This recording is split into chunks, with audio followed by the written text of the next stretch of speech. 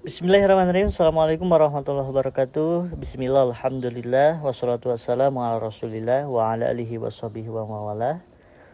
Saya Rifki Padilla akan menyampaikan materi yang berjudul Bahaya Judi Online bagi Ekonomi Indonesia saat ini.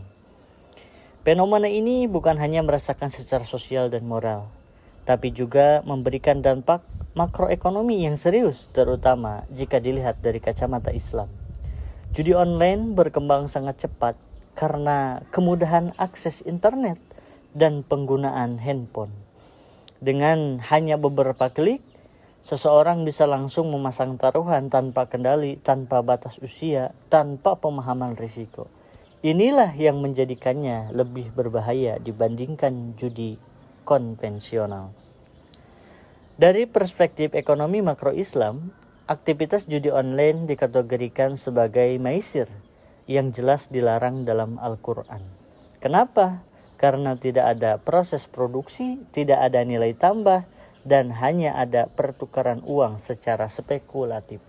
Allah berfirman dalam Quran surat Al-Maidah ayat 90 yang artinya, wahai orang-orang yang beriman, sesungguhnya khomer, judi, berhala, dan undian panah adalah perbuatan keji dari perbuatan setan.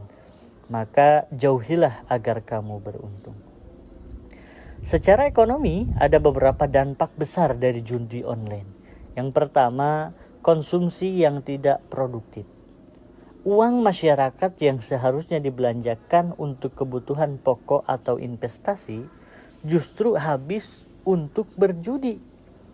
Ini menurunkan daya beli dan mengganggu perputaran ekonomi secara real. Yang kedua, kerugian negara.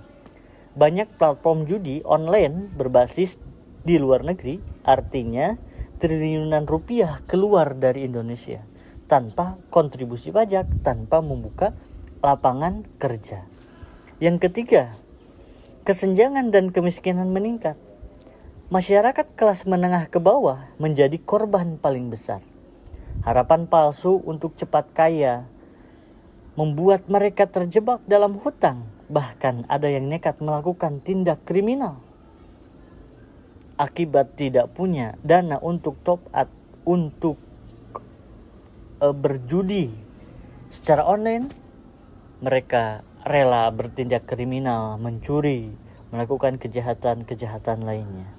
Yang keempat, penurunan produktivitas tenaga kerja. Banyak kasus pekerja, bahkan pegawai negeri, kehilangan fokus dan tanggung jawab karena kecanduan judi online. Yang tadinya misalkan seseorang tersebut rajin pergi ke kantor, rajin pergi mengajar dan aktivitas lainnya, setelah mengenal judi online, dia taruhan, dia menang sekali, menang dua kali, akhirnya kecanduan untuk mengikuti judi online, sehingga pekerjaan terbengkalai yang mengakibatkan penurunan produktivitas tenaga kerja. Dalam sistem ekonomi Islam, semua aktivitas ekonomi harus berbasis keadilan, transparansi, dan keberkahan. Judi online jelas bertentangan dengan semua prinsip ini. Solusi dari Islam bukan hanya larangan, tapi juga pendidikan ekonomi syariah, penguatan moral, serta pengembangan sistem digital yang halal yang bisa menjadi alternatif positif. Jika tidak segera diatasi, judi online bisa menjadi bom waktu bagi perekonomian Indonesia. Mari bersama kita jauhi judi online dan bangun masa depan ekonomi Indonesia yang adil, sehat, dan penuh keberkahan. Itu saja yang dapat saya sampaikan. Mohon maaf bila ada kesalahan. Billahi taufiq wal hidayah. Assalamualaikum warahmatullahi wabarakatuh.